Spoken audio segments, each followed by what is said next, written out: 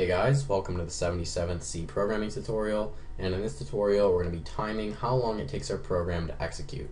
And since we're dealing with time again, we need to go ahead up to the top right here and just include time.h. So the next thing that we're going to do is just go ahead and write a very small program that we're going to record. So we're just going to write a loop that's just going to iterate 10 million times. So we're going to say for int I is 0 while I is less than 10 million, and then I++. And the reason that I need to make this so big is if I were to make this like 100 or 10 or something, then when we outputted the time onto our screen, it would just be so small that it would just output 0. So if we make this like 10 million or something, then we'll actually be able to see a value. And the next thing that we're going to do is just go ahead and call a function called clock. And this clock function will simply return the number of ticks that have elapsed since our program started executing. And we're just going to go ahead and store this return value in an integer variable, and I'll just call it ticks. And then we'll just go ahead and output this ticks value onto the screen. So we'll say printf mod I and then just ticks. So when we run this, out onto our screen we just get 23. And you're probably thinking, 23, great, what does that even mean? 23 ticks. Well, thankfully there is this constant called clocks per second.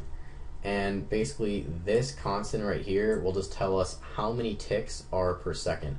So if we just divide ticks by the number of ticks in a second, then that will just give us the number of seconds that have elapsed since our program started executing. And then we'll just go ahead and cast this as a float so that we can actually see a value. So again, if I didn't cast this as a float right here, it would just return a whole value like a 1 or a 2. And since our program isn't going to take a whole second to execute, we need to cast this as a float so we can actually see it represented as a decimal. So we'll see like 0.02 seconds or something like that. Alright, and then I just need to make this mod f so it prints out a float. So when I run this, we get out onto our screen 0.023, so on. Alright, so this just tells us how long it took our program to execute. And you're probably wondering why these two values are different. So code block's execution time is 0.044 and ours is just 0.023. Why are they so different? Well, our value right here doesn't include the time it took to actually print it out onto the screen and the program teardown. Theirs, however, does. So right here when we call clock, that is what we're actually recording. We're recording the number of ticks from the program setup, this for loop right here, and that's it.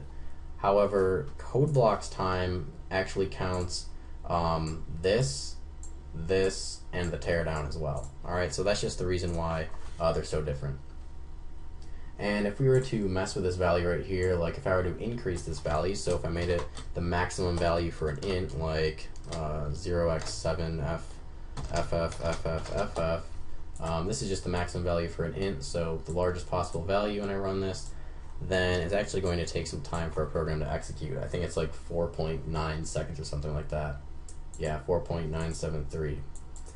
And the other thing you're probably wondering is, why am I even teaching this if CodeBlocks just outputs this right here?